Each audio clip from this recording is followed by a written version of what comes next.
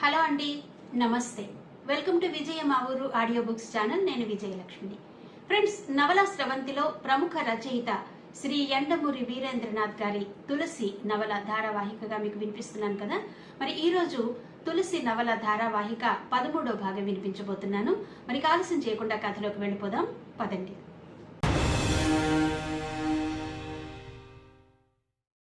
ఇంకో 8 గంటలు అనుకున్నాడు శ్రీధర్. సాయంత్రం 4 అయింది. ఇంకా 8 గంటల్లో కాశ్మోరా తన కూతుర్ని తీసుకెళ్ళిపోతుంది. తనేం చెయ్యలేడు. స్నేహితులకు చెబితే పిచ్చివాడి కింద జమ కడతారు. కూతురి మరణాన్ని ప్రేక్షకుడిలా చూస్తూ ఊరుకోవలసిందేనా? ఏం చెయ్యడానికి లేదా? అతడు నిర్ణయానికొచ్చాడు. తనే చెయ్యాలి ఏం చేసినా. మరోసారి తులసి గదిలోకి ప్రవేశించి కిటికీ తలుపులు అవి భద్రంగా వేసి ఉన్నాయో లేదో పరీక్షించాడు.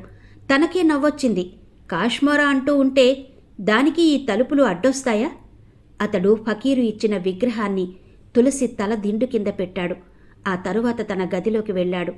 J&J కన్స్ట్రక్షన్ కంపెనీ అడవుల్లో పనిచేసేటప్పుడు రక్షణ కోసం ఇచ్చిన రివాల్వర్ పెట్టె అడుగు నుంచి తీశాడు. సైలెన్సర్ ఉన్న రివాల్వర్ అది. శుభ్రం చేయడం ప్రారంభించాడు. దార్కా చాలా తొందరలో ఉన్నాడన్న విషయం అతడి మొహం చూస్తేనే తెలుస్తోంది. అతడికి చెక్క మేకులు దొరకలేదు. క్షుద్రశక్తులు ఆవహించి ఉండే వస్తువుల్లో ఇనుము ఒకటని శాస్త్రం చెబుతోంది. అవి దొరికాక వాటిని శుభ్రపరిచి పూజించాలి. అదంతా అయ్యే పనేనా అని అతడు దిగులుగా ఉన్నాడు. అతడు ఆ దిగులుతోనే ఉత్తరం వ్రాసి కవర్లో పెట్టాడు. ఏంటది? జయదేవ్ అడిగాడు. ఈ చిన్న సాయం చేయండి బాబు, దాన్ని తులసికివ్వండి, వెనుదిరుగుతూ అన్నాడు దార్కా. అతడు వెళ్ళిపోతుంటే జయదేవ్కి ఫ్లాష్లా తట్టింది ఆలోచన. దార్కా అని పిలిచాడు. నీతో ఒక 10 నిమిషాలు పని ఉంది, కాదనకు ప్లీజ్. నిజానికి దార్కా చాలా తొందరలో ఉన్నాడు. అయినా జయదేవ్ మాట కాదనలేకపోయాడు. దార్కా ఒప్పుకోగానే టేప్ రికార్డర్ ఒకటి తెప్పించాడు. 10 నిమిషాల పాటు దార్కా మాటలు రికార్డు చేయబడ్డాయి. ఆ తర్వాత దార్కా వెళ్ళిపోయాడు. రాత్రి 9 కావస్తుంది. ఈదురుగాలి రివ్వున వీస్తోంది. అప్పటికే ఆకాశం నిండా దట్టంగా మేఘాలు కమ్మినాయి. తులసి తన గదిలో గాఢమైన మత్తులో ఉంది దాదాపు 10 గంటల నుంచి. కానీ కదపడానికి శారద ఒప్పుకోలేదు. శ్రీధర్ కూడా ఆమెతోనే ఏకీభవించాడు. అయితే దార్కా క్రితం రోజు తెల్లవారుజామున వేసిన బంధాల గురించి శ్రీధర్తో శారద చెప్పలేదు. 9:30 కావస్తూ ఉండగా అబ్రకదబ్రా శ్రీధర్ ఇంటికి వచ్చాడు. వారిద్దరూ ఎక్కువసేపు మాట్లాడుకోలేదు. టెన్షన్తో ఇద్దరూ చెరో కుర్చీలో కూర్చున్నారు. శ్రీధర్ పక్కన యాస్ట్రేలో సిగరెట్ పీకలు నిండి ఉన్నాయి. దాని పక్కనే రివాల్వర్ మెరుస్తుంది. దార్కా వెళ్ళిపోయాక వెంకట్ని కుర్చీలో కూర్చోబెట్టాడు జయదేవ్. టేప్ ప్రారంభించాడు. శ్రీనివాస పిళ్ళై ఫ్రీక్వెన్సీలో దార్కా కంఠం వినిపించింది. మాండవ్య తీరం నుండే వెలుగుతున్నది కిరణమణి అని పాటలా సాగింది. ఏమైనా జ్ఞాపకం వచ్చిందా అడిగాడు జయదేవ్. నేను పనిచేసే ఆసుపత్రిలో గోడ మీద ఎవరో వ్రాసారది. ప్రతిరోజు చూస్తూ ఉండేవాణ్ణి. ఎందుకో వాటి మీద రోజురోజుకు ఇంట్రెస్ట్ పెరగసాగింది. వాటిని కంటతా పట్టాను. జయదేవ్ నిస్పృహతో తలని విదిలించాడు. ఆ వాక్యాల చరిత్ర కాదు కావలసింది. ఆ మాటలు వెంకట్ స్ప్లిట్ పర్సనాలిటీలో రెండో మనిషి ఆలోచనల్ని, చర్యల్ని బహిర్గతం చేయాలి. ఈ లోపులో టేప్ కొంచెం ముందుకు జరిగింది. మళ్ళీ మాండవ్య తీరంలో అని వినిపించింది. ఆపరేషన్ 1 అని వినిపించింది. జయదేవ్ ఆశగా చూశాడు. వెంకట్ కళ్ళు మూసుకునే ఉన్నాడు. చలనం లేదు. మళ్ళీ కొంచెం నిశ్శబ్దం. తరువాత ఆపరేషన్ 2, ఆపరేషన్ 3, ఆపరేషన్ 4. వెంకట్ పెదవులు అస్పష్టంగా కదలడం చూసి చప్పున టేప్ రికార్డర్ వెనక్కి తిప్పాడు. దార్కా కంఠం పిళ్ళై ఫ్రీక్వెన్సీలో వినిపించింది. మాండవ్య తీరంలో ఆపరేషన్ 4. జయదేవ్ చెవి వెంకట్ నోటి దగ్గరగా ఆంచి విన్నాడు. పెంటథాల్, పెంటథాల్ అని వినిపించింది. జయదేవ్కి శారద మాటలు గుర్తొచ్చాయి. తులసికి పెంటథాల్ ఇచ్చినప్పుడు సదానంద చక్రవర్తి కలలోకి వచ్చాడని చెప్పింది. అతడు ఆకాశంలో ఉన్నాడట. అది చెప్పాక డాక్టర్ నన్ను కొంచెం బయట కూర్చుంటారా అని అడిగాడు. ఆ తరువాత తులసికి ఆయనకి మధ్య సంభాషణ నేను సరిగ్గా వినలేదు. నీ ఆరోగ్యం బాగోలేదా అనడం మాత్రం వినిపించింది. జయదేవ్ వెంకట్ చెవి దగ్గర నెమ్మదిగా అడిగాడు. పెంటథాల్ ఇచ్చినప్పుడు తులసి ఏం చెప్పింది? పీరియడ్ ఆలస్యమైందని. జయదేవుని తిరిగి నిస్పృహ ఆవరించింది. ఎక్కడ వేసిన గొంగళి అక్కడే అన్నట్టు ఉంది పరిస్థితి. సదానంద చక్రవర్తి అత్యాచారం వల్ల తులసికి గర్భం వచ్చింది కాబట్టి పీరియడ్ ఆలస్యం అవ్వడంలో ఆశ్చర్యం లేదు. అతడు నిశ్శబ్దంగా ఆలోచిస్తూ ఉంటే టేప్ ముందుకు కదిలింది. ఆపరేషన్ 15 అని వినిపించింది దార్కా కంఠం. వెంకట్ మత్తులోనే మెస్కలిన్ అన్నాడు. జయదేవ్ ఉలిక్కిపడ్డాడు. అతి భయంకరమైన మందు మెస్కలిన్. దాని ప్రసక్తి ఇప్పుడు ఎందుకు వచ్చింది? మెస్కలిన్ మెస్కలిన్ మెస్కలిన్ ఇస్తే మనిషి కంగు తిన్నవాడిలా, గంజాయి తాగినవాడిలా ప్రవర్తిస్తాడు. ప్రతీదీ విపరీతమవుతుంది, భ్రాంతి పెరుగుతుంది. తులసికి మెస్కలిన్ ఇచ్చావా? అవును, వెంకట్ మత్తులో అన్నాడు. ఇచ్చి చందమామ చూపించాను. పగటిపూట చందమామ ఎక్కడ కనబడింది? విసుగ్గా అడిగాడు జయదేవ్. చందమామ పుస్తకం ఎక్కడుంది? అది టేబుల్ డ్రాయర్లో. జయదేవ్ టేబుల్ డ్రాయర్ తెరిచి పాత చందమామ పుస్తకం తీశాడు. డ్రాయర్ తలుపు తెరిచిన చప్పుడులో బయట కారు ఆగిన శబ్దం వినబడలేదు. కారులో నుంచి ఒక వ్యక్తి నిశ్శబ్దంగా దిగాడు. లోపల జయదేవ్ చందమామ పేజీలు తిప్పాడు. ఒక గుర్రం వికృతంగా ఉంది. ఇంకో పేజీ రాజకుమారి, మరో పేజీ గుర్రం రాజకుమారి వస్తుంది. గుర్రం మనిషిగా మారింది. రాజకుమారి తల తిప్పింది. జయదేవ్ నోటి వెంట మై గాడ్ అన్న శబ్దం వచ్చింది. అది తులసి. గుర్రం మనిషి మరింత దగ్గరకొచ్చాడు. సదానంద చక్రవర్తి మమ్మీ, దార్కా పిళ్ళ ఇంటిలో చూసిన బొమ్మ. తులసి చీర గాలిలో లేచిపోతుంది. గుర్రం ముందు కాళ్ల మీద లేచింది. జయదేవ్ కడుపులో తిప్పింది. అయితే అది తరువాత బొమ్మలు చూడడం వల్ల కాదు. అతడు వెంకట్ వైపు చూసి అతడు అదే పరిస్థితిలో ఉన్నట్టు గమనించాడు. తులసి బెడ్రూమ్లో ఉండే రిపెల్లర్. అతడి దృష్టి మస్కిటో రిపెల్లర్ మీద పడింది. నిశ్శబ్దంగా పనిచేస్తుంది అది. నిశ్శబ్దంగా బహిర్గతమయ్యే అల్ట్రాసానిక్ తరంగాలు. తరంగాల ఫ్రీక్వెన్సీ మారిస్తే మనిషి శరీరం మీద అది చూపించే పరిణామం. వాష్ బేసిన్ దగ్గర వెంకట్ వాంతి చేసుకుంటున్నాడు. జయదేవ్ మెదడులో ఏదో మెరిసినట్టయింది. వేవిళ్ళు. అతడు రిపెల్లర్ ఆపు చేశాడు. ఒక్కొక్క సంఘటన పేర్చుకుంటూ వస్తే సిద్ధేశ్వరి ఆలయంలో మైకం కమ్మినప్పుడు తన మీద అత్యాచారం జరిగిందేమోనన్న అనుమానం తులసికి వెంకట్ కలిగించాడు. తల్లి ఆమెకు దేవుడి ఉనికి గురించి బోధించడంతో ఆమెలో ఘర్షణ ఎక్కువైంది. అందుకే పుట్టినరోజున నిర్మల ప్రసక్తి వచ్చినప్పుడు ఆమె హిస్టీరిక్గా ప్రవర్తించింది. ఆ తరువాత వెంకట్ దగ్గరికి ట్రీట్మెంట్కి వచ్చింది. వెంకట్ ఆమెకి ప్రొల్యూటన్ ఇంజెక్షన్ చేయడంతో ఆమె పీరియడ్ కొంత ఆలస్యమైంది. ఆమెని మరింత భ్రాంతిలోకి పంపి బొమ్మల పుస్తకం చూపించి ఆమెకు తను అత్యాచారం చేయబడ్డాను అన్న నమ్మకాన్ని మరింత కలిగించాడు వెంకట్. వీటన్నిటికీ తోడు వాంతులు. ఒకదానికొకటి అలా తోడవడంతో ఆ అమాయక పిల్ల బెదిరిపోయింది. ఎవరికీ తన బాధ చెప్పుకోలేనంత స్కిజోఫ్రెనిక్ అయింది. తాము సరిగ్గా ఆలోచించలేదు. కానీ తులసి సిద్ధేశ్వరి ఆలయానికి వెళ్ళి అప్పటికి ఎంతో కాలం కాలేదు కదా. తులసి వైజాగ్ నుంచి తప్పించుకుని వచ్చేస్తూ వ్రాసిన వాక్యం అనంతానంతమైన బ్రహ్మాండం. బ్రద్దలవడానికి 6 నెలలు అడ్డం. ఇంకా 3 నెలలు కాలేదు కదా. అంటే తులసి అనుమానం తప్పు. తులసి భ్రాంతి తప్పు. తులసి లెక్క తప్పు. తులసి గర్భవతి కాదు. అతడు కుర్చీలో నుంచి ఒక్క గెంతులో దూకి యురేకా అని అరిచాడు. ఆ ఆనందం అందరికన్నా ముందుగా పంచుకోవలసిన వ్యక్తి శారద. వెళ్ళి చెప్పేటంత సమయం కూడా వృధా పరుచుకోదలుచుకోలేదు. ఫోన్ వద్దకు చేరుకుని ఎదురింటికి ఫోన్ చేశాడు. శారద ఎత్తింది ఫోన్. శారద గారు, మీకు లైఫ్ టైం గుడ్ న్యూస్ చెప్తాను. ఏమిస్తారు అని దాదాపు అరిచాడు కట్టలు తెంచుకున్న ఉత్సాహంతో. ఏం కావాలి? మొగ గొంతు గుమ్మం దగ్గర నుంచి వినబడడంతో ఉలిక్కిపడి ఫోన్ వదిలేశాడు. గుమ్మానికి తాపిగా ఆనుకుని నిలబడి ఉన్నాడు శ్రీనివాస పిళ్ళై. ఏమైంది అడిగాడు శ్రీధర్ శారదని. శారద ఫోన్ పెట్టేస్తూ, జయదేవ్ ఫోన్ మధ్యలో కట్ అయింది, ఏదో గుడ్ న్యూస్ అంటుండగా. శ్రీధర్ దానికంత ప్రాముఖ్యత ఇవ్వలేదు. ఇంకా 2 గంటలే టైం ఉంది 12 అవ్వడానికి. మళ్ళీ చేస్తాళ్లే అని ఊరుకున్నాడు. శారద కూడా అలాగే అనుకుంది.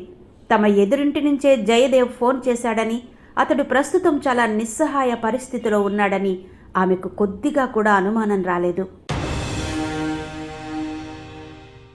కంగ్రాచ్యులేషన్స్ జయదేవ్, చాలా తెలివిగా నా ప్లాన్ కనుక్కున్నావు. చరిత్రలో ఎవరు ఎక్కడా ఊహించినటువంటి ప్లాన్ వేశావు. నీకు నా అభినందనలు అన్నాడు జయదేవ్. గుడ్. చనిపోయే ముందు ఆ మాత్రం ఆత్మీయతాభావంతో చనిపోవడం మంచిది నవ్వాడు పిళ్ళై. ఇంక 2 గంటల్లో నువ్వు, దార్కా, తులసి ముగ్గురు మరణించబోతున్నారు. తులసి మరణించదు పళ్ళ బిగువున అన్నాడు జయదేవ్. పిళ్ళై మళ్ళీ నవ్వాడు. ఆపరేషన్ 6 సంగతి మర్చిపోయావు జయదేవ్, అదింకా ఉంది కదా. నా ఇంట్లో ఏంటిదంతా, పోలీసులు పిలుస్తాను వెంకట్ పిళ్ళైని చూస్తూ అన్నాడు. పిళ్ళై అదే నవ్వుతో వెంకట్ వైపు తిరిగి అతడిని కంట్రోల్ చేసే వాక్యాలన్నాడు. వెంకట్ ట్రాన్స్లోకి వెళ్ళిపోయాడు. పూర్వకాలం బందీలైన అమెరికన్ సైనికుల్ని జర్మన్ అధికారులు ఈ విధంగానే ఒక కోడ్ వర్డ్కి ట్యూన్ చేసి అరాచకాలు సృష్టించేవారట. ఇప్పుడది ప్రత్యక్షంగా చూస్తున్నాడు జయదేవ్. అతడిని బంధించి అన్నాడు పిళ్ళై. వెంకట్ జయదేవ్ చేతులు వెనక్కి కట్టాడు. ఎదురు తిరగడం అవివేకమని తెలుసు. హిప్నాటిక్ ట్రాన్స్లో మనిషికి దాదాపు 6 రెట్లు ఎక్కువ బలం ఉంటుంది. పిళ్ళై వెంకట్తో, ఆపరేషన్ 6 నువ్వు నిద్రలో నుంచి బయటకొచ్చి మామూలుగా అయిపోయాక గడియారం 11 గంటలు కొట్టగానే ఆపరేషన్ 6 అమలు చేస్తావు. ఇప్పుడు తులసి దగ్గరకు వెళతావు. నెమ్మదిగా నిద్రలో నుంచి లేస్తున్నావు అన్నాడు పిళ్ళై. వెంకట్ కళ్ళు తెరవడాన్ని, మామూలుగా మారి ఎదురుంటి వైపు నడవడాన్ని నిస్సహాయంగా చూస్తూ ఉండిపోయాడు జయదేవ్. వెంకట్ విషయం శ్రీధర్కి గాని శారదకి గాని ముందే చెప్పి ఉంటే ఎంత బావుండేది. గడియారం 10:30 కొట్టింది. ఇంకో అరగంటే. వెంకట్ని ఆపు చేయడానికి ఇంకో అరగంట టైం ఉంది. పిళ్ళై నవ్వుతూ జయదేవ్ వైపు చూసి బయటకెళ్ళి కుండతో వచ్చాడు. కుండ నిండా నీళ్లున్నాయి. 24 రీతుల్లో నిన్ను చంపుతానన్నాను కదా, ఇదే 24వ విధానం. 11 సంవత్సరాల క్రితం టప్ టప్ మనే నీటి చుక్కలతో నన్ను పిచ్చెక్కించావు జయదేవ్. ఇప్పుడు అంతకన్నా అద్భుతంగా నిన్ను చంపుతాను చూడు. ఈ నీటితోనే ఫ్యాన్కి కుండని కడుతూ అన్నాడు పిళ్ళై. జయదేవ్కి అతడు అనుసరించబోయే పద్ధతి అర్థం కాలేదు. ఈ లోపులో పిళ్ళై కారులో నుంచి ఒక నాపరాయి లాంటి రాతిని తీసుకొచ్చాడు. ఇంటి గచ్చుకు వేసుకునే పలకల రాయిలా ఉందది. నీటి కుండకి జయదేవ్ తలకి మధ్య గొడుగుల తాళ్లతో ఆ రాతిని అమర్చాడు. తాపీగా వెళ్ళి ఎదుటి కుర్చీలో కూర్చుని సిగార్ వెలిగించాడు. పైనుంచి నీటి చుక్క రాతి మీద పడి పక్కకు జారిపోయింది. టప్మన్న చప్పుడు కూడా లేదు. గదంతా నిశ్శబ్దంగా ఉంది. ఏం జరగబోతోందో జయదేవ్కి అర్థం కావడం లేదు. మరో చుక్క రాతి మీద పడింది. తన తల మీద ఏం జరగబోతోంది? గుడ్ ఈవినింగ్, రండి శ్రీధర్ ఆహ్వానించాడు వెంకట్ని. ఆ సమయంలో సైకియాట్రిస్ట్ కూడా దగ్గర ఉండడం మంచిదనిపించింది. వెంకట్ కూడా విష్ చేసి కూర్చుంటూ, ఏంటి అందరూ మెలకువగా ఉన్నారు అని అడిగాడు. శారద మాట మారుస్తూ, కొంచెం టీ ఇమ్మంటారా అంది. తప్పకుండా. శారద లోపలికి వెళ్ళింది. తులసిని కాటు వేయబోయే త్రాచుపాము తమ పక్కలోకే వచ్చిందని శ్రీధర్కి అబ్రకదబ్రకి తెలియదు. 11 అవ్వడానికి సరిగ్గా 1 నిమిషం ఉంది. ఏంటది, రివాల్వర్ పక్కన పెట్టుకుని కూర్చున్నారు అంటూ వెంకట్ దాన్ని చేతిలోకి తీసుకున్నాడు. శ్రీధర్ నవ్వి, ఏం లేదు ఊరికినే అన్నాడు. ఆ రాత్రి ప్రపంచానికి ఆఖరు రాత్ర అన్నట్టు శ్మశానం భయంకరంగా ఉంది. తిమింగలం తోకతో కొట్టినట్టు గాలికి చెట్లు ఊగుతున్నాయి. ఆకాశంలో ఎక్కడా చిన్న సందు లేకుండా మేఘాలు దట్టంగా పట్టాయి. ఇంకా వర్షం మొదలవలేదు. కానీ తొందరలో మొదలవబోయే కుంభవృష్టి తన ప్రతాపాన్ని ముందే చూపిస్తుంది. శ్మశానంలోకి ప్రవేశించబోతూ దార్కా ఒక్క క్షణం చూశాడు. ఎదుటి సైన్యాన్ని పరిశీలించి అంచనా వేసుకునే రాజులా ఉన్నాడతడు. పద్మవ్యూహంలోకి ప్రవేశించబోయే అభిమన్యుడిలా ఉన్నాడు. ముందు అతడు ప్రథమ గురువైన విశాచిని ప్రార్థించాడు. తమ మిత్రులైన క్షుద్ర శక్తులకు ఎదురు తిరిగినందుకు తన మీద పగ తీర్చుకోవద్దన్న ప్రార్థన అది. ప్రతిజ్ఞ నెరవేర్చనందుకు తనను క్షమించమని వేడుకోలు అది. ఆ తరువాత అతడు తనను మనిషిగా మార్చిన ఆచార్యుల వారిని ప్రార్థించాడు. ఓ నా గురువా, నీ ఆజ్ఞననుసరించి నేను ఈ శక్తిని ఎదుర్కొంటున్నాను.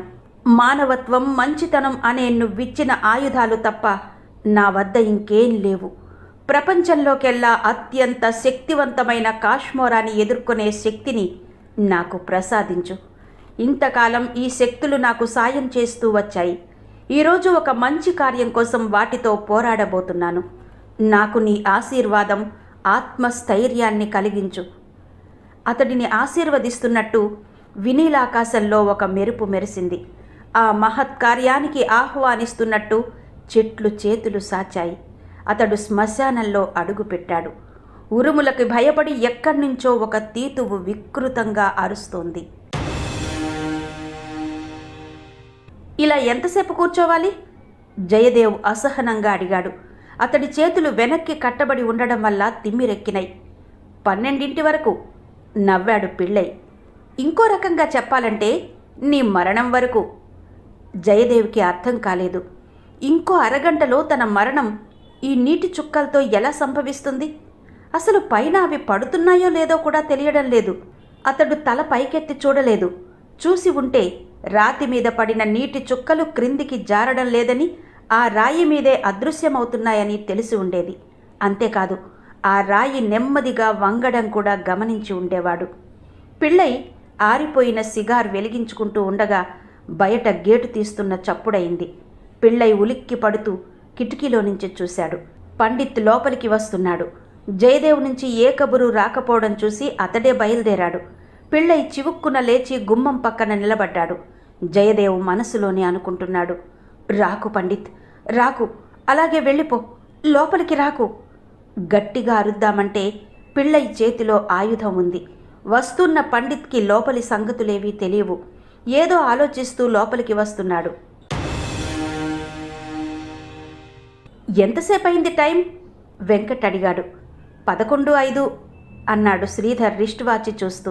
గోడ గడియారం మాత్రం 11కి 1 నిమిషం ఉన్నట్టు చూపిస్తుంది. అంతా నిశ్శబ్దంగా ఉంది. బయట మెరుపు మెరిసినప్పుడల్లా బయటి వరండా అంతా వెలుగుతో నిండిపోతుంది. దూరంగా ఉరిమిన శబ్దం ఆ రాత్రి కాళరాత్రిగా మారబోతున్నట్టుంది. మీ మామగారి విషయం ఏమైనా తెలిసిందా? నిశ్శబ్దాన్ని భంగపరుస్తూ అడిగాడు శ్రీధర్. లేదు అన్నాడు అబ్రకదబ్ర. సంతోషించాలో విచారించాలో తెలియని పరిస్థితి. మళ్ళీ గదిలో నిశ్శబ్దం పేరుకుంది. ముగ్గురు మౌనంగా గది బయట చీకటిని చూస్తూ కూర్చున్నారు. మృత్యువు ఒక్కో అడుగే ముందుకేస్తున్నట్టు ఉంది. కాలం గడుస్తున్న కొద్దీ అసహనంతో శ్రీధర్ కదిలాడు. ఈ నిశ్శబ్దాన్ని అతడు భరించలేకపోతున్నాడు. ఏం జరగదేం అనుకుంటున్నాడు. శారద తులసి పక్కనే కూర్చుని ఉంది. దీర్ఘమైన మూర్ఛలో ఉన్నట్టు తులసి పడుకొని ఉంది. ఆమె మొహం తేటగా ఉంది. 1000 సంవత్సరాల నుంచి లేపన సాయంతో భద్రపరచబడిన మమ్మీ శరీరపు నునుపుదనం, మొహంలో నిర్మలత్వం ఆమెలో కనబడుతున్నాయి. బయట శ్రీధర్ ఏమీ తోచక రీడింగ్ రూంలోకి వెళ్ళాడు. ర్యాక్ ముందు నిల్చుని పుస్తకాన్ని పరీక్షగా చూశాడు. నవలలు, ఫిక్షన్, వేదాంతానికి సంబంధించినవి, ఇంజనీరింగ్ పుస్తకాలు. అతడు చేతికందిన పుస్తకాన్నొకదాన్ని తీసుకుని ముందు గదిలోకొచ్చాడు. అబ్రకదబ్రా పక్కనే ఉన్న కుర్చీలో కూర్చుని పుస్తకం తీశాడు. స్ట్రక్చరల్ ఇంజనీరింగ్ మీద పుస్తకం అది. విసుగుతో మూసేస్తుంటే పుస్తకంలో నుంచి జారింది కవరు. పైన శ్రీధర్ అని వ్రాసి ఉంది. ఉత్సుకతతో దాన్ని చింపాడు. చదువుతుంటే ఆవేశంతో అతని మొహం ఎర్రబడింది. డియర్ శ్రీధర్, మీ హితాభిలాషుల్లో నేనొకణ్ణి. బిస్తా నుంచి దార్కా అనే మంత్రగాడు తులసి మీద కాశ్మోరా ప్రయోగించడానికి వచ్చాడు.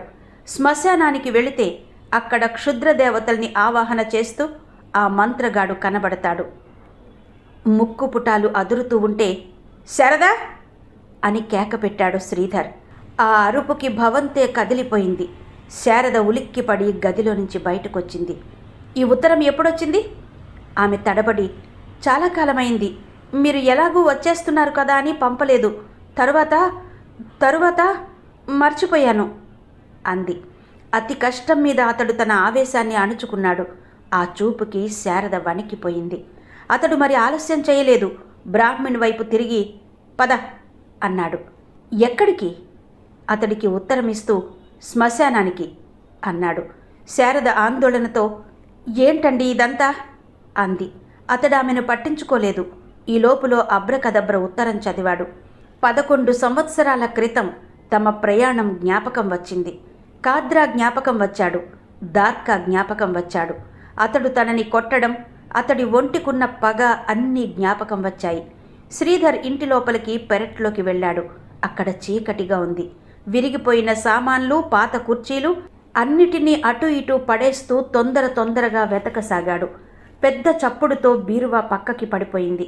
అతడు దాన్ని పట్టించుకోలేదు. అతడో పాత పెట్టె కోసం వెతుకుతున్నాడు.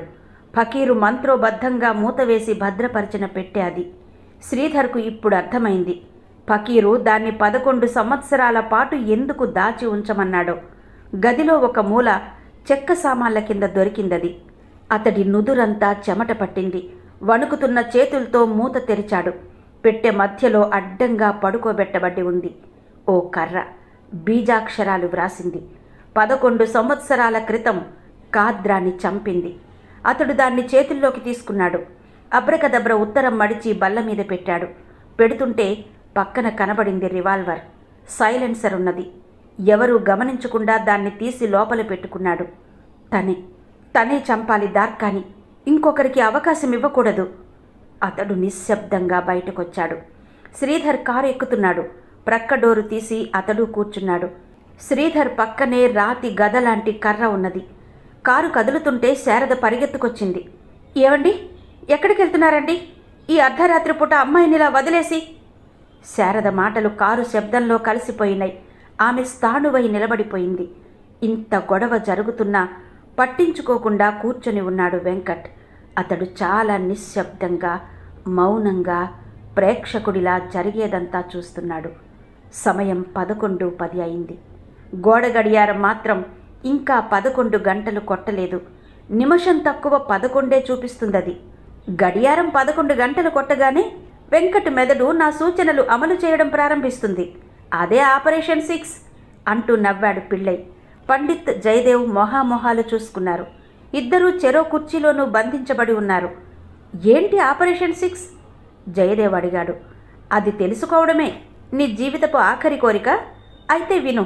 ఈ రాత్రి సరిగ్గా 12 గంటలకు, మీ భాషలో చెప్పాలంటే కాశ్మోరా నిద్ర లేచే సమయానికి తులసి శ్మశానం ప్రవేశిస్తుంది. శ్మశానంలో పాడుబడిన బావిలో దూకుతుంది. అలా దూకడం వల్ల తనకి అబార్షన్ అయిపోతుందని, తను మామూలు మనిషి అయిపోతానని ఆమెకు బలమైన అభిప్రాయం కలగజేస్తాడు వెంకట్. గడియారం 11 కొట్టగానే వెంకట్ తన పని ప్రారంభిస్తాడు. అయితే దురదృష్టవశాత్తు ఆ బావి చాలా లోతైనది. దూకిన వెంటనే తులసి ప్రాణం పోతుంది. ప్రపంచం మాత్రం అది కాశ్మోరా పనే అనుకుంటుంది. శ్రోతలిద్దరూ మొహామొహాలు చూసుకున్నారు. శ్రీనివాస పిళ్ళై కాశ్మోరా కన్నా ఏ విధంగా తక్కువ భయంకరమైనవాడు అనుకున్నాడు జయదేవ్. ఆపరేషన్ 6 గురించి తలుచుకుంటేనే అతడి ఒళ్ళు జలధరించింది. ఎలా దాన్ని ఆపు చేయడం? ఇంతలో మై గాడ్ అన్న శబ్దం విని అతడు పండిత్ వైపు తిరిగి, పండిత్ మొహం వివర్ణమై ఉండడం గమనించి తను తల పైకెత్తి చూశాడు. వెన్నులో నుంచి ఒక్కసారిగా చలి పుట్టింది. తల మీద రాయి కట్టినప్పుడు కంటే దాదాపు రెట్టింపయింది. అంతేకాదు, నీరు పడిన కొద్దీ వ్యాకోచిస్తుంది. నిప్పులో కరిగిన రబ్బరు వ్యాకోచించినట్టు. అది సాగి నెమ్మదిగా క్రిందకు దిగుతుంది. తలకి అంగుళం దూరంలోకి వచ్చేసింది. జయదేవ్ శరీరం భయంతో వణకడం చూసి పిళ్ళై నవ్వాడు. 24వ విధానం ఇది జయదేవ్, దీన్నించి తప్పించుకోలేవు అని లేచాడు. అతడి పెదవుల మీద నవ్వు అలాగే ఉంది. ఫోన్ దగ్గరకు వెళ్ళి డయల్ చేయడం ప్రారంభించాడు. రాత్రి 12ంటికి తన ఫోన్ మోగడం చూసి లాయర్ విద్యాపతి విసుక్కుంటూ ఫోన్ అందుకున్నాడు. కానీ ఫోన్లో సంభాషణ మొదలైన 2 నిమిషాల కల్లా అతడి మొహంలో భావాలు మారిపోయాయి.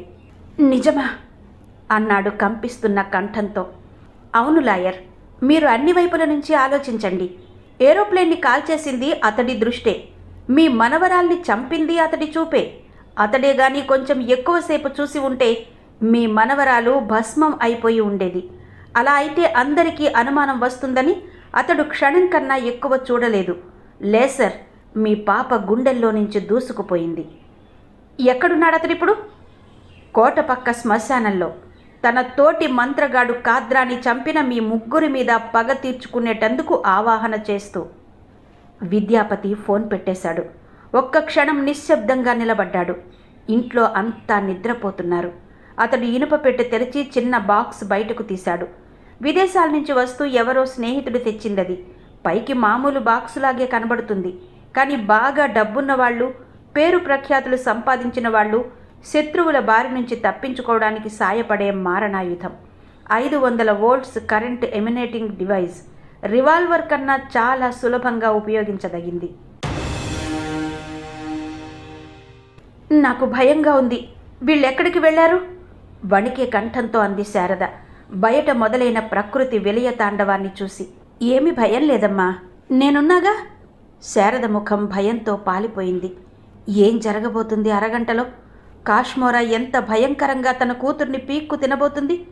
తను ప్రత్యక్ష సాక్షిగా మిగిలిపోతుందా? ఆ దృశ్యాన్ని చూసి బ్రతకగలదా? ఎదురింటిలో నుంచి ఇటువైపే చూస్తున్న పిళ్ళై అయోమయంలో పడ్డాడు. ఎంతసేపటికి తులసి ఇంట్లో నుంచి బయటకు రావడం లేదు. వెంకట్ జాడే లేదు. జయదేవ్ పండితులకి కూడా అక్కడ శ్రీధర్ ఇంట్లో ఏం జరుగుతుందో అర్థం కావడం లేదు. శ్రీధర్ కారు కాంపౌండ్లో నుంచి బయటకు దూసుకురావడం వారు చూశారు. కూతుర్ని అలా ప్రాణాపాయ స్థితిలో వెంకట్కి వదిలేసి అతడు ఎక్కడికో వెళ్ళిపోవడం చూసి జయదేవ్ మనసులో విసుక్కున్నాడు కూడా. గడియారం 11:30 అయినట్టు టంగుమని గంట కొట్టింది. అప్పుడొచ్చింది పిళ్ళైకి అనుమానం.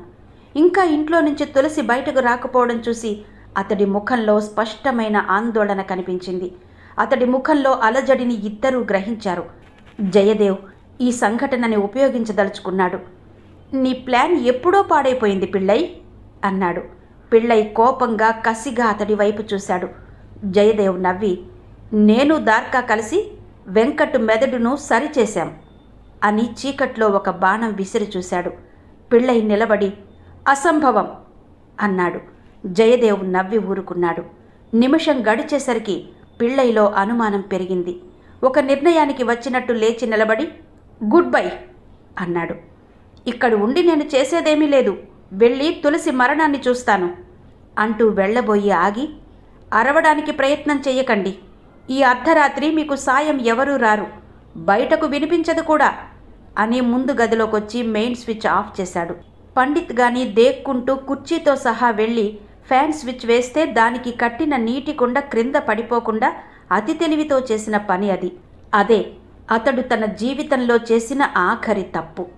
పిళ్ళై వెళ్ళిపోగానే ఆ గదిలో నిశ్శబ్దం వ్యాపించింది.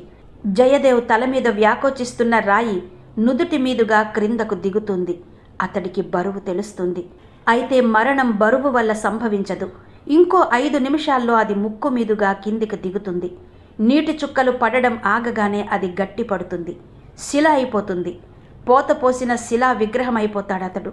పిళ్ళై చెప్పినట్టు చాలా దారుణమైన మరణం అది. రాయి మధ్యలో శరీరం కుదించుకుపోవడం. ఏంటి రాయి అని అడిగాడు పండితుని. మౌంట్ మొరిలైట్ అనే క్లే ఖనిజం అది. నీరు పడే కొద్దీ దానికి వ్యాకోచించే గుణం ఉంది. దాన్నే ప్లేక్సోటాపిక్ స్వభావం అంటారు. ఆ మాత్రం రాయి నీరు పడుతున్న కొద్దీ వ్యాకోచించి ఈ గదిలో సగభాగాన్ని ఆక్రమించుకున్నా ఆశ్చర్యపడక్కర్లేదు అన్నాడు పండిత్. జయదేవ్ మాట్లాడలేదు. కళ్ళు మూసుకుని మరణానికి ఆయత్తమవుతూ ఆఖరిసారి అనుకున్నాడు, సైన్స్, డామిట్ సైన్స్. దూరంగా మాటలు వినిపించడంతో పండిత్ తల తిప్పి కిటికీలో నుంచి ఎదురింటి వైపు చూశాడు. పిళ్ళై గోడ పక్కగా నిలబడి ఉన్నాడు. అతడి చేతిలో పెద్ద పళ్ళెం ఉంది. కర్రతో దాన్ని కొట్టి గంటల శబ్దం చేస్తున్నాడతడు. హాస్యాస్పదమూ అసంబద్ధమూ అయిన ఆ చర్య పండిత్కి నవ్వు పుట్టించలేదు. పిళ్ళై, నేను జీవితంలో చేసిన అన్నిటికన్నా పెద్ద తప్పు నీ మెదడుని కంప్యూటరైజ్ చేయడం అనుకున్నాడు. పళ్ళెం మీద కొట్టిన 11 గంటల శబ్దం వినిపించగానే వెంకట్ అసంకల్పితంగా కళ్ళు మూసుకున్నాడు. అతడు మెదడులో ఎక్కడో ఏదో కదులుతున్నట్టుంది. 1/2 నిమిషం తర్వాత కళ్ళు తెరిచి శారదతో కొంచెం మంచినీళ్ళు ఇప్పిస్తారా అన్నాడు. శారద అమాయకంగా డైనింగ్ రూంలోకి వెళ్ళింది. ఆమె అలా లోపలికి వెళ్ళగానే అతడు చప్పున బయట తలుపు గొళ్ళెం పెట్టాడు. ఆ శబ్దానికి వెనుతిరిగిన శారద నిర్విణ్ణురాలైంది. తను అంతవరకు నమ్మిన వెంకట్ అలా చేస్తాడని ఆమె కలలో కూడా ఊహించలేదు. ఏమాత్రం గొడవ చేసినా తులసి మీకు దక్కదు అన్నాడు వెంకట్. కిటికీలో నుంచి అతడిని చూసిన శారద ఉలిక్కి పడింది. అతడి మొహం పాలిపోయి ఉంది. కళ్ళు సగం మూతపడి ఉన్నాయి. నిద్రలో ఉన్నవాడిలా తూలుకుంటూ తులసి గదిలోకి ప్రవేశించాడు. తులసి పక్కనే మోకాళ్ల మీద కూర్చుని ఆమెకు సూచనలివ్వడం ప్రారంభించాడు. ఆపరేషన్ 6. 12 అవ్వడానికి 10 నిమిషాలుంది. 5 నిమిషాల్లో వెంకట్ సూచన పూర్తయింది. తులసి నిద్రలోనే ఎవరో పిలుస్తున్నట్టు లేచింది. వెంకట్తో పాటు బయటకు నడిచింది. లోపల వంటింట్లో నిస్సహాయంగా శారద తలని తలుపుకేసి టపటపా కొట్టుకుంటుంది. గుడ్ బై పండిత్ అన్నాడు జయదేవ్. అతడికి ఊపిరి సరిగ్గా ఆడడం లేదు. రాయి మరింత కిందికి దిగింది. పండిత్ అతని వైపు నిస్సహాయంగా చూశాడు. ఎలా ఎలా అతడిని రక్షించడం? ప్రపంచం ఒక మంచి హిప్నోథెరపిస్ట్ని కోల్పోతుంది. చాలా దారుణమైన మరణం సంభవించబోతుంది. పండిత్కి దుఃఖం వచ్చింది. జయదేవ్తో అతడికి ఎక్కువ పరిచయం లేదు, కానీ అతడి మంచితనం, వ్యక్తిత్వం ఎవరినైనా అతడి దగ్గర చేస్తాయి. అతడితో పరిచయం, అతడి దగ్గరికి తను ఇంపార్టెంట్నని వంక పెట్టుకుని వెళ్లడం తనని జయదేవ్ హిప్నటైజ్ చేసి చటుక్కున అతడి మెదడులో ఏదో మెదిలినట్టయింది. హిప్నటైజ్. జయదేవ్ అన్నాడు. జయదేవ్ కళ్ళు తెరిచాడు. కానీ కళ్ళ ముందు ఆపాటికే రాయి దిగిపోయింది. పాము పుట్టలా కనబడుతుందది. పండిత్ మళ్ళీ ఇంకోసారి పిలిచాడు. మీరు నన్ను హిప్నాసిస్లోకి తీసుకెళ్ళండి దాదాపుగా అరిచాడు పండిత్. అంత భయంకరమైన స్థితిలోనూ నవ్వొచ్చింది జయదేవ్కి. ఎందుకు అన్నాడు. ఈ తాళ్లు తెంచుకోవడానికి, కావలసిన బలం రావడం కోసం. జయదేవ్కి ఒక్క క్షణం పండిత్ ఏమంటున్నాడో అర్థం కాలేదు. అర్థమయ్యాక ఇది సంభవమేనా అని విస్తుపోయాడు. ఎందుకు సంభవం కాదు అనిపించింది. హిప్నోసిస్లో మనిషి శరీరం ఉక్కులా మారుతుంది. సెన్సెస్ కాన్సంట్రేట్ కాబడతాయి. ప్రొఫెసర్ బోరెల్లి దాదాపు 300 సంవత్సరాల క్రితం వ్రాసిన ఫిజిక్స్ అధ్యాయం గుర్తుకొచ్చింది. ఒక మనిషి 10 కిలోగ్రాముల బరువు ఎత్తగలడనుకుంటే చేతి కీలు తులాదండంలా పనిచేయాలి. కాబట్టి దానిపైనున్న కండరం దాదాపు 8 రెట్లు ఎక్కువ బలంతో పనిచేస్తుంది. అంటే ప్రతి మనిషి తనకుంది అనుకున్న బలం కన్నా దాదాపు 8 రెట్లు ఎక్కువ బలం ఉన్న కండరాన్ని తనకు తెలియకుండానే తన శరీరంలో కలిగి ఉన్నాడు. ఈ విషయాన్ని శాస్త్రజ్ఞులు 3 శతాబ్దాల క్రిందే కనుక్కున్నారు. టైం లేదు అన్నాడు హీనమైన కంఠంతో జయదేవ్. రాయి అతడి నోటి మీదకు జారుకుంది. పర్లేదు ప్రొఫెసర్, నా మెదడు కంఠానికి ససెప్టబుల్. జయదేవ్ తల బాగా వెనక్కి వాల్చాడు.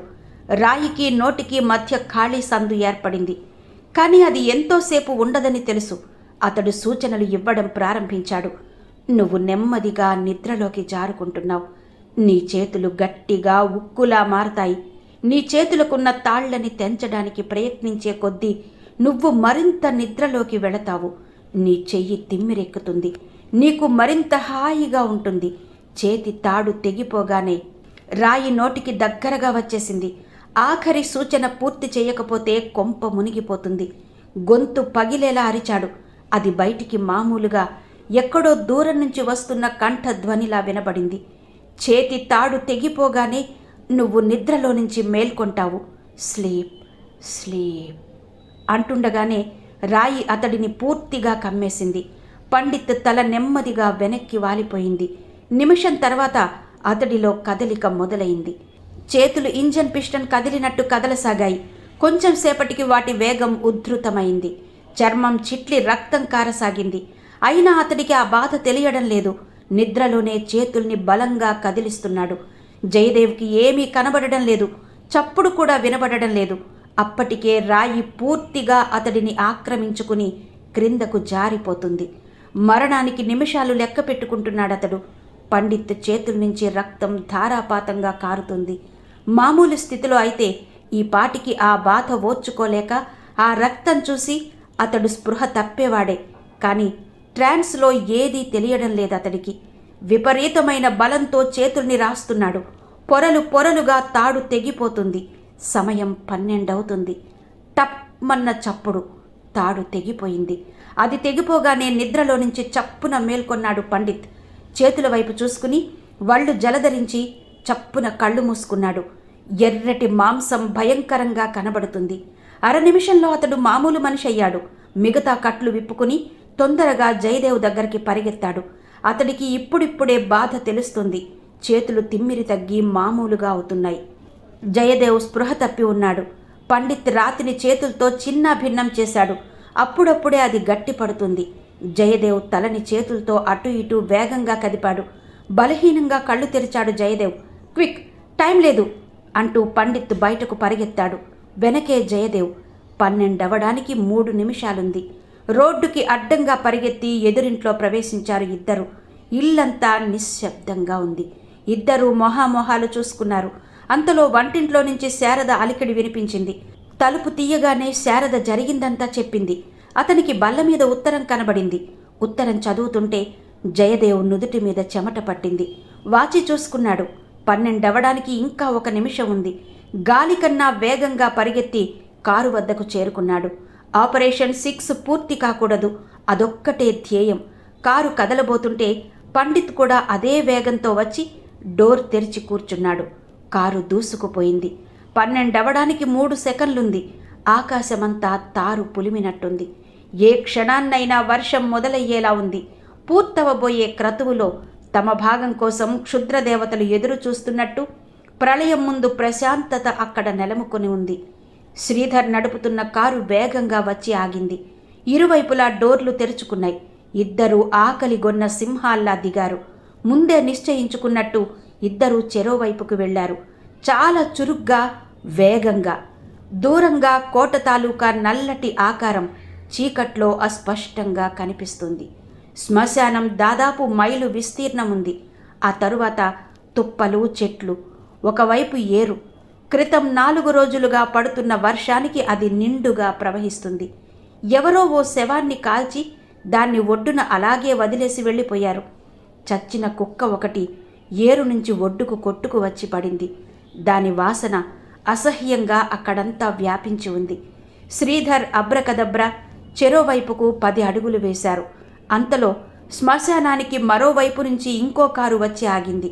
అందులో నుంచి విద్యాపతి దిగాడు. కొంచెం వృద్ధుడవడం వల్ల అతడు ఆ చలికి తట్టుకోలేకపోతున్నాడు.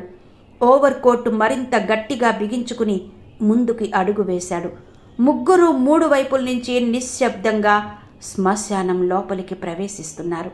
వారి చేతుల్లో ఆయుధాలు శత్రువు ప్రాణాలు తీయడం కోసం ఉవ్విళ్ళూరుతున్నాయా అన్నట్టు మెరుస్తున్నాయి. అయితే వారు శత్రువు అనుకుంటున్నవాడు ఒక మహత్కార్యం కోసం ఈ శ్మశానపు నడిబొడ్డులో నిలబడి ఉన్నాడు. అతడి దోసిలి నిండా నీరు ఉన్నది. మంత్ర జలమది. క్రిందనున్న కుప్పపై పోశాడు దాన్ని. సరిగ్గా అదే సమయానికి ఒక కారు వచ్చి ఆగింది. ఆ కారు డ్రైవ్ చేస్తున్న వ్యక్తి, కారులో కూర్చున్న వ్యక్తి ఇద్దరూ ఒక రకమైన ట్రాన్స్లో ఉన్నట్టున్నారు. అయితే వెంకట్ పైకి మామూలుగా కనబడుతున్నాడు. కారు ఆగగానే దిగి కారు వెనగ్గా వచ్చి పక్క తలుపు తీశాడు. అందులో నుంచి తులసి దిగింది, నిద్రలో నడుస్తున్నట్టు. ముందుకెళ్ళు, ఎడమవైపు బావి కనబడుతుంది, పైనుంచి దూకాలి సుమా అన్నాడు. తులసి విన్నది. అయితే ఆమె మొహంలో ఏ భావమూ లేదు. అతడి మాటలు పూర్తవగానే అడుగులు వేసుకుంటూ నెమ్మదిగా శ్మశానంలోకి నడిచింది. ఆమె మెస్కలిన్ ఇంజెక్షన్ భ్రాంతిలో ఉన్నది. దార్కా పూజ చేస్తున్న ప్రదేశానికి ఎడమవైపు 200 గజాల దూరంలో ఉంది. ఆ దిగుడు బావి మెట్లు విరిగి శిథిలమైంది. అయితే అక్కడ ఎంత చీకటిగా ఉందంటే 10 అడుగుల దూరంలో ఉన్న మనిషి కూడా కనిపించడం లేదు. దార్కా కళ్ళు మూసుకుని పూజలో ఉన్నాడు. అప్పుడు పడింది మొదటి వర్షపు చుక్క. క్షణాల్లో అది ఏనుగు తొండాలతో పోసినట్టు ధారాపాతమైంది. సమాధుల మీద పడుతున్న నీటి శబ్దం ఎందరో ఆటవికులు నృత్యం చేస్తూ కొడుతున్న వాయిద్యాల శబ్దంలా ఉంది. అప్పటి వరకు ఉన్న నిశ్శబ్దంలో నుంచి అంత శబ్దం రావడం ఎవరికైనా ఒళ్ళు గగురు పొడిచేలా ఉంది. అయితే శ్మశానంలో ఎవరూ దాన్ని పట్టించుకోలేదు. తమ తమ పనుల్లో ఉన్నారు. కళ్ళు చిన్నవి చేసి ఆ వర్షపు ధారల్లో శత్రువుని పసిగట్టడం కోసం ముగ్గురు నడుస్తున్నారు. 10 అడుగుల దూరం నుంచి తన కూతురు బావి వైపు నడిచి వెళ్లడాన్ని శ్రీధర్ గమనించలేదు. కారులో తాపీగా కూర్చుని శ్మశానపు చీకటిలోకి చూస్తున్న వెంకట్ వెనకే ఒక కారు వచ్చి ఆగడాన్ని గమనించి ఉలిక్కిపడి వెనక్కి చూశాడు. ఆ కారులో నుంచి దిగుతున్న జయదేవ్ని, పండిత్ని గమనించి తను చప్పున కారులో నుంచి బయటకు రాబోయాడు. కానీ అప్పటికే జయదేవ్ అక్కడికి చేరుకున్నాడు. సాధారణంగా జయదేవ్ ఎటువంటి పరిస్థితుల్లోనూ తొణకడు. అటువంటిది ఆ క్షణం వెంకట్ని అక్కడ చూడగానే కోపంతో, కసితో కదిలిపోయాడు. ఇతడే దీనికంతటికీ కారణం. తులసి గర్భానికి, తులసి మరణానికి ఇతడే. ధారగా కారుతున్న వర్షపు నీటికి భయపడి బయటకు రాకుండా కారులో నుంచి తల బయట పెట్టి చూసిన వెంకట్ ముఖం మీద పిడికిలితో ఎంత బలంగా కొట్టాడంటే ఆ దెబ్బకు వెంకట్ వెనక్కి తూలాడు. తలకి గేర్ రాడ్డు కొట్టుకుని స్పృహ తప్పాడు. అతనిని పట్టించుకోకుండా పండిత్, జయదేవ్ శ్మశానంలోకి పరిగెత్తారు. వెంకట్ తల గేర్ రాడ్కి కొట్టుకోగానే కారు న్యూట్రల్కొచ్చింది. ఆ తరువాత అది కొద్దిగా కదిలింది. ఆ కదలిక నెమ్మదిగా ఎక్కువైంది. ముందు పల్లంగా ఉంది. ఇంజన్ వదిలేసిన రైలు పెట్టెలా అది ముందుకు సాగింది. మలుపు తిరిగిన రోడ్డు పక్కగా రోడ్డుకి 2 అడుగుల క్రిందుగా ప్రవహిస్తోంది ఏరు. కదిలిన కారు కొద్దిగా వేగం పుంజుకుని ముందుకు వెళ్ళింది. అయితే రోడ్డుతో పాటు అది మలుపు తిరగలేదు. ఫలితంగా అది రోడ్డు మీద నుంచి ఏరులోకి దిగుతూ తిరగబడింది. వెంకట్ తల పైకప్పుకి మరోసారి కొట్టుకుంది. ఉధృతంగా ప్రవహించే నీరు కారు దొర్లి పడడంతో ఒక్కసారిగా చెదిరి తరువాత కిటికీల గుండా లోపలికి ప్రవహించింది. తమ తమ పనుల తొందరలలో ఉన్న అక్కడి వారెవరూ ఈ దృశ్యాన్ని చూడలేదు. దార్కా అప్పటికే 6 దిక్కులు బంధించాడు. చెక్కమేకులు దొరక్క అతడు ఆ సాయంత్రమే శుద్ధి కాబడిన తన వేళ్లను మేకులుగా ఉపయోగించాడు. కాలి నరమైన భజనికని కోయడానికి వాడే రంపాన్ని దానికి సాధనంగా వాడుకున్నాడు. ఒక పెద్ద చెట్టు వేళ్లతో సహా కూలింది. అది ఆఖరి రాత్రి అన్నట్టు గాలి వీస్తోంది. అయినా దార్కా స్థిరంగా నిలబడ్డాడు. గుండెల నిండా గాలి పీల్చుకుని ఈశాన్య దిక్కుగా నడిచాడు.